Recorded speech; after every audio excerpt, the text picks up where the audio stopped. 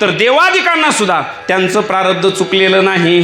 प्रारब्धाची गती न कळे विचित्र. बघा, मी पुन्हा पुन्हा सांगतो, अगदी मी तर असं म्हणेल, देवादिकांना म्हणण्यापेक्षा देवाला आणि देवाच्या वडिलांना सुद्धा प्रारब्ध चुकलं नाही. थोडासा एक शब्द वापरतो, जिथं प्रत्यक्ष जगाचा मालक हा ज्यांचा मुलगा आहे, मला वाटतं ब्रह्मांडाची लक्ष्मी ही ज्यांची सून आहे आणि इंद्र ज्यांचा मित्र आहे, अशा दशरथ राजाला सुद्धा मरायच्या वेळेला मुलाच्या हाताने पाणी मिळालं नाही. बरोबर आहे ना?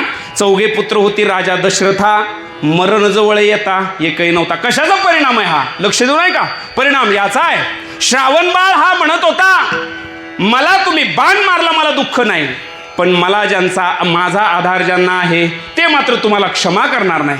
सांगितलं होतं, शर आला तो धावून आला काळ, विव्हळला श्रावण बाळ. ऐका, बाळाने विव्हाळून सांगितलं, माझ्या आईवडिलांसाठी त्यांचं विश्व म्हणजे त्यांचा मुलगा आहे आणि नेमकं तुम्ही त्यालाच मारलं. मी श्रावण तुम्हाला माफ करतो, पण माझे आईवडील तुम्हाला माफ करणार नाही. पाणी घेऊन गेला आणि सांगितलं, राजा तू श्रीमंत असशील, तुझ्याकडे संपत्ती असेल, तू आम्हाला तुझ्या महालात नेऊन ठेवशील, आमची सेवा करशील, पण आम्ही ज्याला जन्म दिला तो आमचा मुलगा जर आमच्या देखत जात असेल तर आम्हाला जगण्याची इच्छा नाही. बघा बरं का, आई वडिलांसाठी त्यांचं विश्व म्हणजे त्यांची मुलंच असतात. आपल्याला समजायला उशीर लागतो.